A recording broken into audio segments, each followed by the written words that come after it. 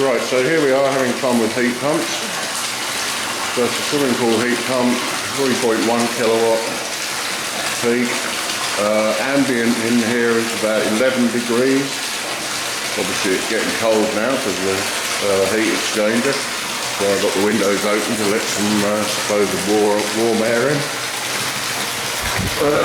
System pumped with, they recommend that you use the filtration pump, but given that that's pumping 10, 11 tonnes an hour, you can see I've got this set at just over 2 tonnes per hour at the moment, coming out the end there, up through the heat exchanger, like I say, 11 degrees ambient in here, and the water flow that's coming out the other end at that rate, 2 tonnes an hour, is even now just over 2 degrees on the thermal imager, hotter than the water which is coming from the surface of the pool. So far from ideal conditions.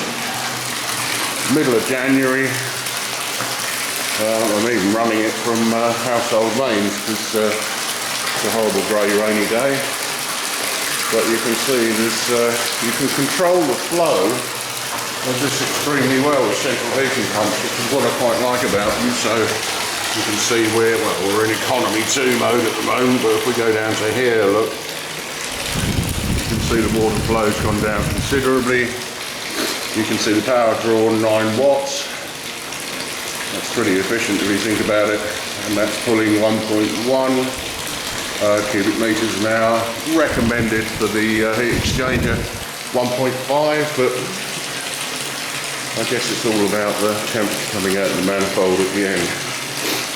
Now that doesn't tell me much. All I know is I can get 2 degrees difference from there to the bottom, which you would kind of expect, given that there's potentially up to 3 kilowatts inside there.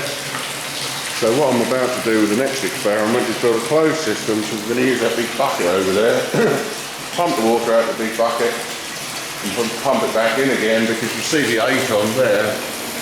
That's just basically telling me that the water it's sucking in is 8 degrees. Well, it's not actually, it's about 6 according to the thermal imager, whichever one you believe. So let's close the system. I'll do another video in a second. And let's see how quick we can bring that, well, what is there in there? 25 gallons. Let's see how quickly we can bring that up to the 28 degrees of the swimming pool. Like I say, it's only a test.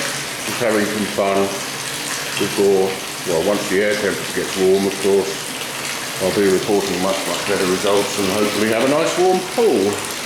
That's not going there, by the way, that's going in line with the filtration unit. But bear with me while I do some experiments. See you in a bit.